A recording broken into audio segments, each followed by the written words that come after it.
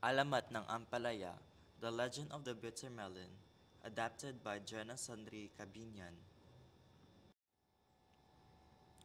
Once upon a time, there was a garden called Sariwa, which means fresh in the Philippines.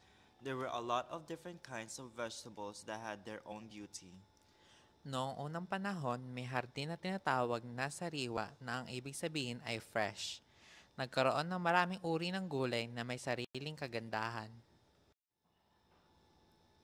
But there was a vegetable that sprouted with a strange appearance. It was a bitter melon and his name was Ampalaya.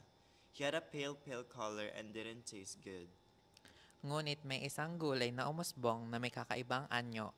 Ang pangalan niya ay ampalaya. Siya ay may maputlang kulay at hindi masarap ang lasa. Every day, Ampalaya felt jealous and did nothing but compare his appearance and taste to his fellow vegetables. Araw-araw, naninibugho si ampalaya at walang ginawa kung hindi kumpara ang itsura at lasa sa kapwa niya gulay. One evening, Ampalaya felt mischievous and wanted to take all of the good qualities of his fellow vegetables. He went into the room with all the beautiful vegetables and stole all the good qualities of the vegetables when they were sleeping. Isang gabi, nakaramdam ng pagkapilyo si ampalaya at gusto niyang kunin ang lahat ng magagandang katangian ng kanyang kapwa gulay. Pumasok siya sa kwarto, dala ang lahat ng magagandang kulay at ninakaw ang lahat ng magagandang katangian ng mga gulay noong sila ay natutulog.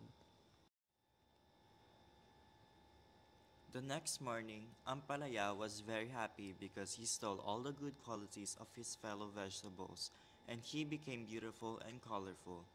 But there is no secret that is not going to be revealed. When the beautiful vegetable woke up, they found out all of their good qualities were gone. They were shocked and angry. They ran out of their room. They saw Ampalaya had very beautiful and attractive. Kinaumagahan, tuwang-tuwa si ampalaya dahil ninakaw niya ang lahat ng magagandang katangian ng kapwa niya gulay at siya ay naging maganda at makulay kasama ng magandang kalidad sa lungsod ng sariwa. Ngunit walang sikreto na hindi nabubunyag. Nang magising ang magagandang gulay, nalaman nilang wala na ang lahat ng kanilang magagandang katangian, nagulat sila at nagalit. Nagtakbuhan sila palabas ng kwarto nila, nakita nilang napakaganda at kaakit-akit si Ampalaya. When they looked through a window, the vegetables saw Ampalaya putting on the beautiful skin she had taken from them. Now they knew who stole their lovely skin and good qualities. Nang tumingin sila sa bintana, nakita ng mga gulay si Ampalaya na naglalagay ng magagandang balat na kinuha niya sa kanila. Ngayon alam na nila kung sino ang nagnakaw ng kanilang magagandang balat at magagandang katangian. The vegetable became very angry. They presented Ampalaya to the fairy of the land of Sariwa.